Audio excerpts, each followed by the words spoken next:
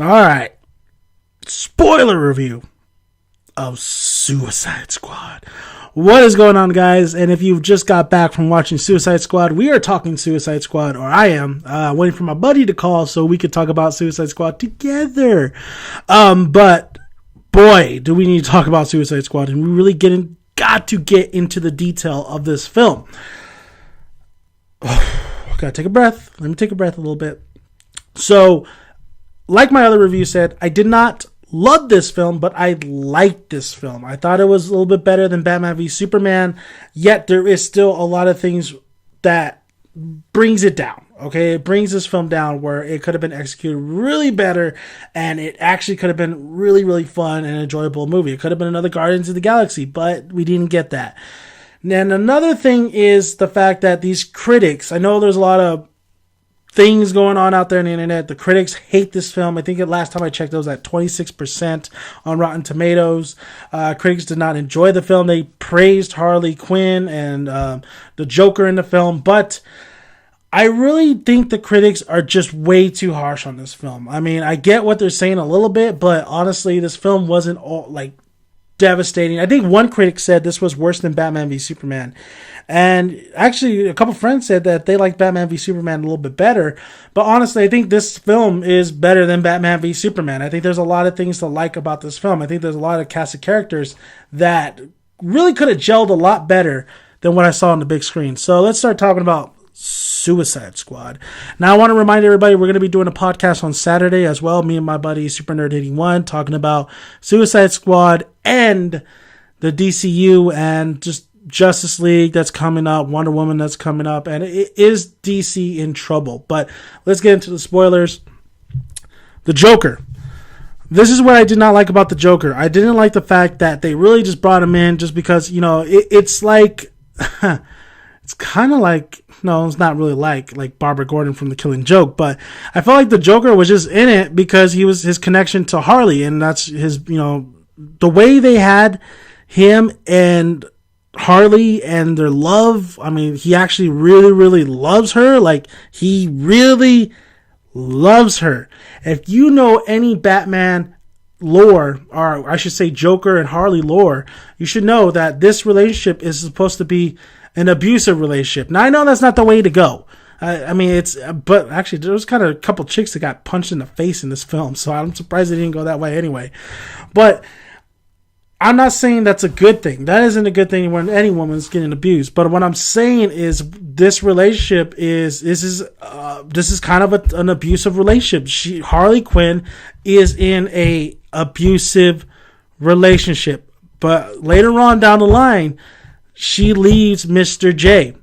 So that's a story on its own. But not only that, the relationship between Harley and the Joker is so complicated, and I didn't like how they kind of really rushed her and who she was in the back, when she was Harley Quazil. I didn't like how they rushed her origin story. They didn't really necessarily rush it. I think they just really wanted you to just glimpse it. I don't want to say I hated the way they did it, because I understand why they did it, because of time constraints and all that stuff. And you don't want an origin story for every character. You just want to showcase what they've done and get onto the main story, because this was already slow enough in the very beginning. So, I want to start with Harley and Joker's relationship, because I think that's what a little bit of the problem with the film was, okay? I really didn't see the Joker in this. I saw a rocker Joker. I saw a gangster mafioso Joker. Not a gangsta, I saw a gangster. I saw a gangster Joker. He had money. He had bling. He had men. He pretty much had the underground. He had the city. He had Gotham. Which is cool. It's a cool little twist and stuff, but the way that Jared Leto delivered the Joker, his mannerisms, all that chit chat, like, oh, don't you want to get with Harley and stuff. I really felt like I really missed the fact that, I get this type of grittiness and what the realism that DCU is trying to do. But if you're going to have Harley Quinn, who reminds me of Harley Quinn from Batman the Animated Series and all the cartoon movies and stuff, why not have the Joker version from Batman the Animated Series? I'm talking about Mark Hamill's Joker. Because I think Jared Leto's Joker has the best laugh in the films. His laugh was better than Heath Ledger's. Heath Ledger's gave us a glimpse of the laugh, but it cut off. I think he couldn't really sustain that laugh. But Jared Leto really has that laugh. Boom. Just stamped it like, this is my laugh, bitch. It's not as, of course, it's not as good as Mark Hamill's, but it's for a DCU film, for a live adaptation or a live action, a Joker being on the big screen. That's the best laugh I've heard. The relationship, like I said, between him and Harley, his mannerisms. I think Margot Robbie did a solid job as Harley. I think she did a great job. I really did feel like it would have been interesting to see maybe some other person step in the shoes of Harley, because I felt like Harley wasn't at her full potential, which is a shame, because I really feel like Harley is definitely more out there, and I think is more cartoonish. And honestly, maybe this film needed a little bit more cartoonish in it. I mean, the ending with the Enchantress already felt super cartoony. CGI and her going like, wiggling her body like that. I'm like, whoa, hold on there, wiggling over there like that. You know, remembering that Sausage Party song. I think Harley, even though she was animated in this film, I really felt like her jokes didn't hit. Her jokes didn't hit and make an impact, and I think it's because of Margot Robbie's delivery sometimes, and I think it's also the screenwriting. I think the screenwriting in this film is just not that great. I think it falls apart in the third act. It's messy, it's confusing. The fact that Enchantress is the villain, and at the very end we have her brother helping out, and she's making like this device to destroy. Like, through the whole time, I leaned to my coworker, because I watched this with my coworkers. I'm like, where the fuck's Batman? Where's Batman? Where is anybody? Where's the Flash? We saw the Flash in this film.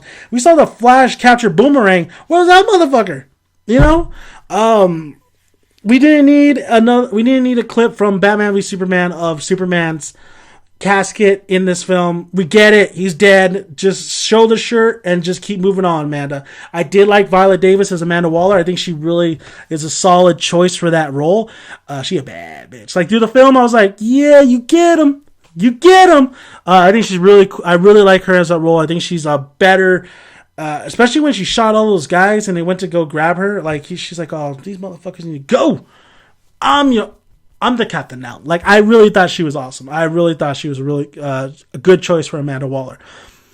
But I really do feel like this movie's just way too messy, especially towards that third act. I was really disappointed to know that Enchantress was the villainess. I really like that first look she has. I like to call it Enchantress version 1, when she says Enchantress.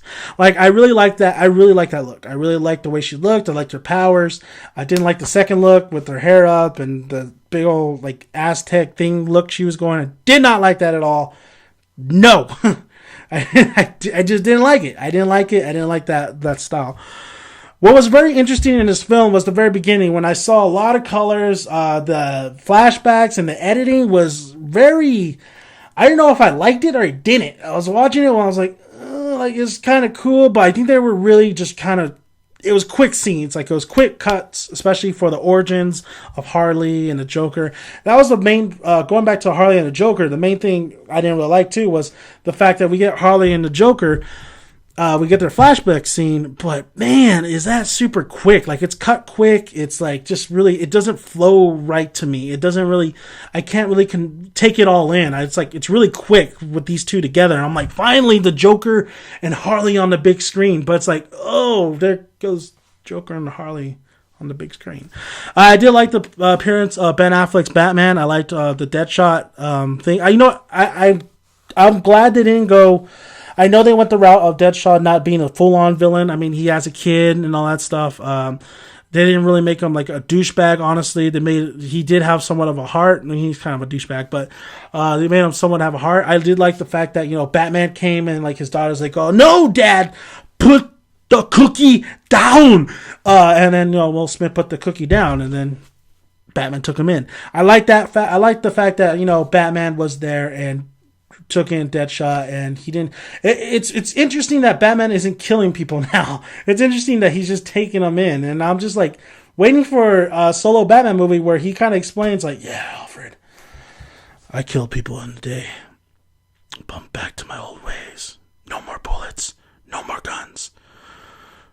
And Alfred's like, swear to me. Like, I mean, like, I want to see that movie. I want to see that movie, like him explain what the fuck, why'd you kill those motherfuckers? You know, you're Batman. You're not Punisher. You're Batman. But I did like his entrance for Deadshot. I did like his entrance for Harley and Joker. Throughout the film, I'm thinking Joker's fucking immortal. Because how is this motherfucker even alive? Like, this son of a bitch needed to die. Like, he would have been dead. He was pretty much pulling some Batman shit. Like, you think he's dead, but then, oh, there he is. He's still alive. Like, he's pulling some Batman shit. I'm assuming that they're going the immortal route because that guy was dead on that when that helicopter went down.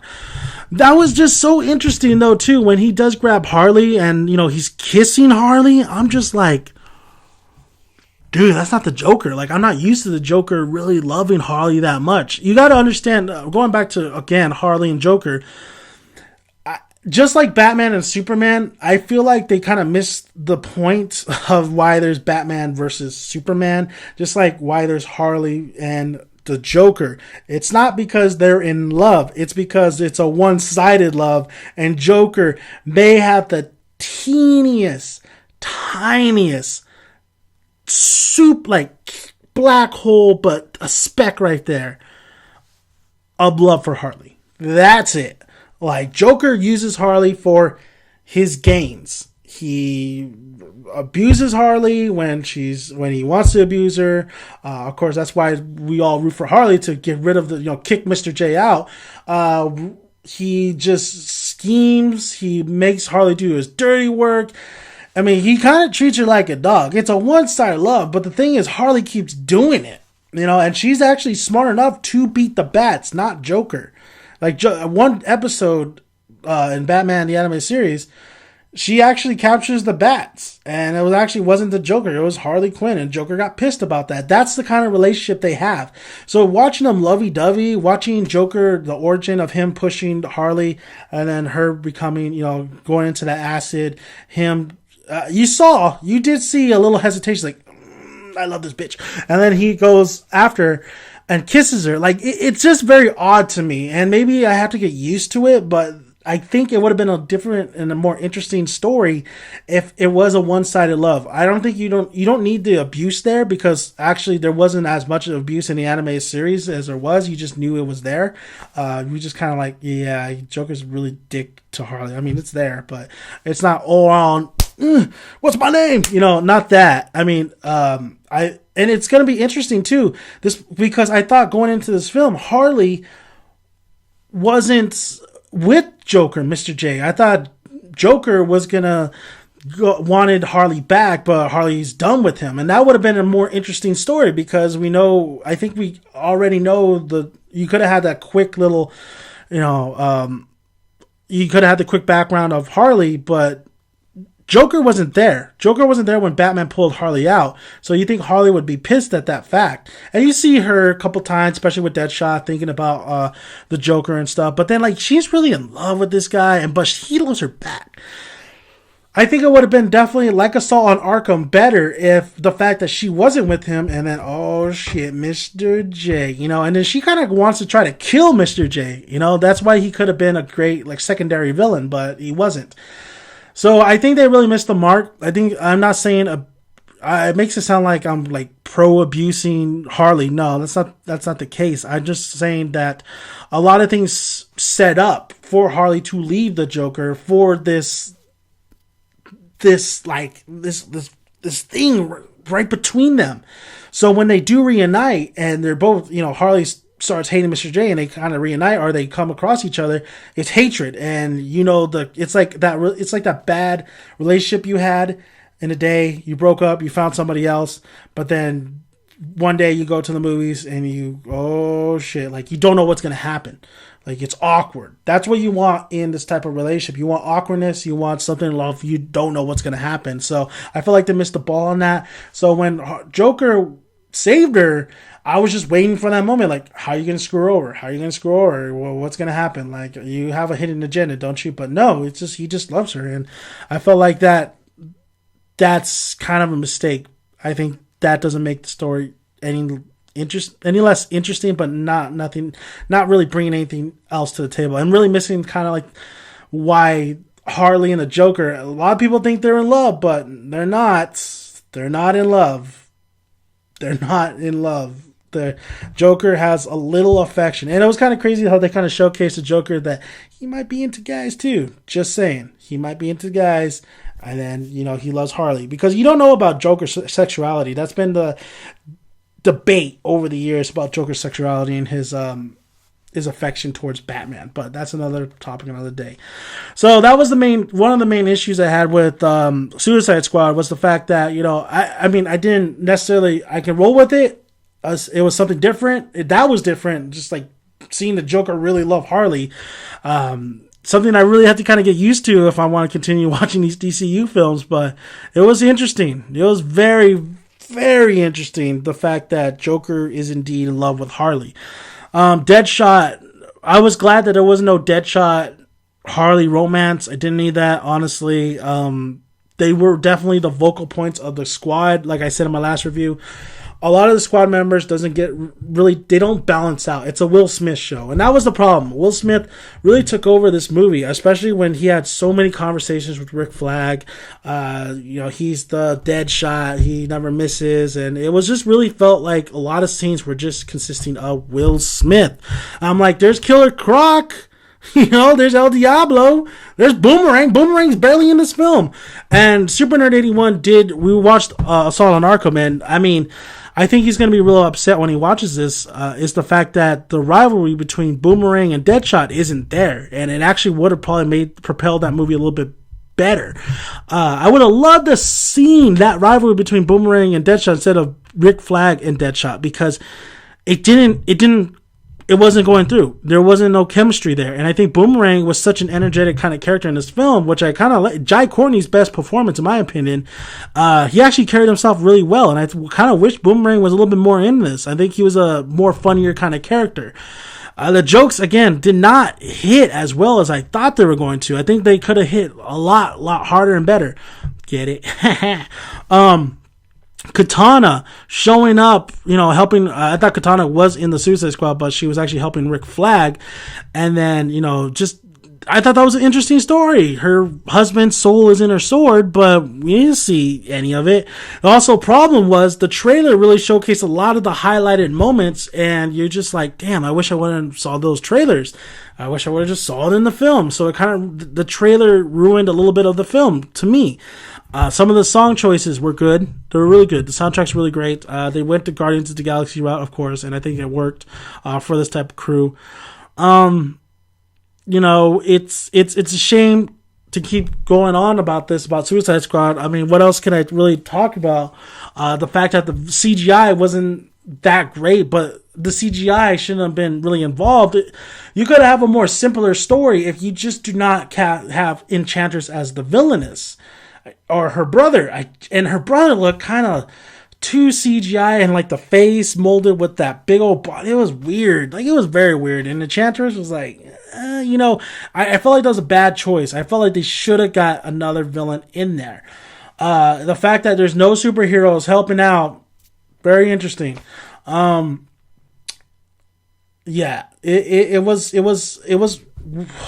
definitely didn't live up to the hype that I wish it would, but I did enjoy it. I still enjoyed some moments with it. I did like the opening of it. Sorry, that's my friend right here. Let's see if I can call him right now.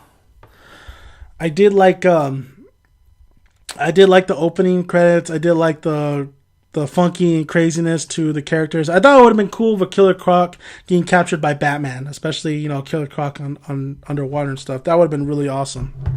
But overall, see what my friend answers. We're going to see if we can talk a little bit more Suicide Squad here. Nope. He's putting Junior to bed. But overall, it's a film that I wish could have been done a little bit more entertaining. It could have been a lot more entertaining. The jokes could have been a little bit more funnier.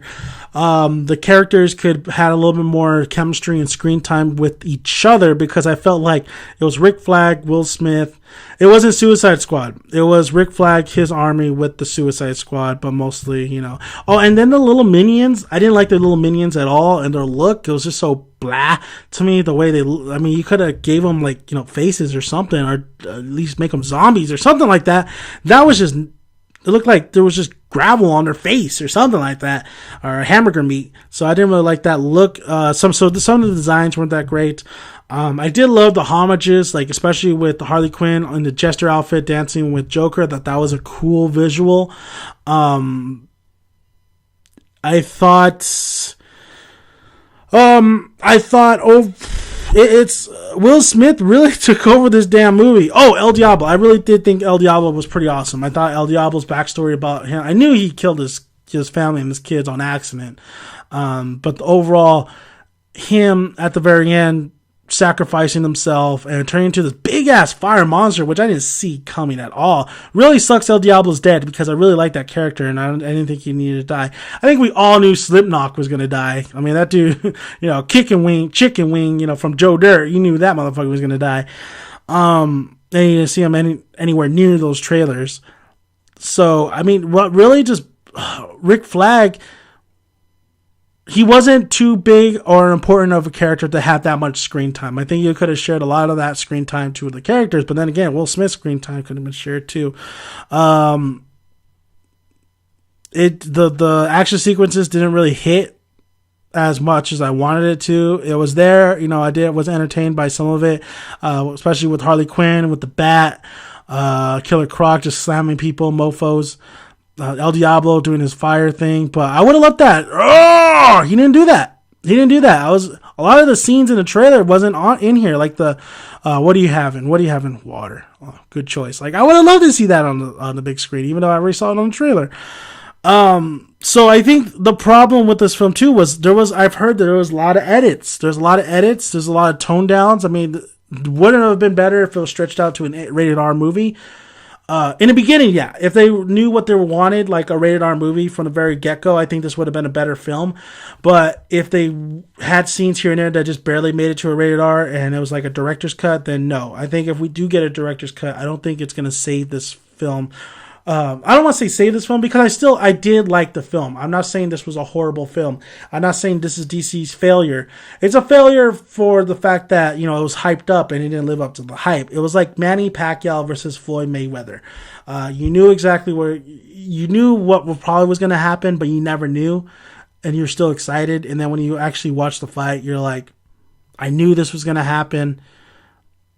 It's kind of a waste, but I kind of enjoyed there were some moments here and there that kind of made me enjoy it. But this film, I don't know how much more I could really talk about. I'm going to watch it again, so I'm not going to talk about it too much more until we do the podcast on Saturday, because I think the podcast is going to really bring out more of my kind of passion towards it, and then I'll be able to see it again and tell you a little bit more what I think, if I liked it better or not. But as an overall, my second anticipated movie, it's a letdown, honestly. But I do recommend people to go watch it, because I think some people will like it. I think some people will like it as much as me, or even more. And I think it's a better film than Batman v Superman. I think there's a lot of great... What DC does great is the casting and just putting the pieces there. But what DC does terribly is putting the pieces together and making something special. And I think that's what Christopher Nolan did for the Batman movies, except Batman Rises. I think he dropped the ball a little bit on Batman, The Dark Knight Rises. But I'm not saying bring back Christopher Nolan, because Christopher Nolan, I don't think, fits in this universe anymore. He might have been able to do something in the beginning, but I don't think he can right now. But I think you bring in somebody who's knows what he's doing, like a Kevin Feige, or you just bring a veteran director, veteran screenwriters. And honestly, if anybody fits the bill, if I had to go on the top of my head, we'll see how Ben Affleck does on his Batman solo film. But if that movie is fantastic, I think DC starts looking at Ben Affleck's way and says, here's all the money, fix our DCU. But we'll see how that goes. I really think Ben Affleck has come a long way. Acting wise, he's good. I really liked him as Batman. I don't know if he's my favorite Batman. The way they portrayed Batman was really cool, other than killing people. But I think you have him help out here, or you have somebody who, maybe not a Ben Affleck, but maybe a Ben Affleck like directing some of these films or looking at some of these films, and you have somebody who's a figurehead like a Joss Whedon or something like that, to really come in and just like, clean house, because I think DC just doesn't know the heart of a lot of these characters in a lot of these films. These films should be great. These films should be fantastic.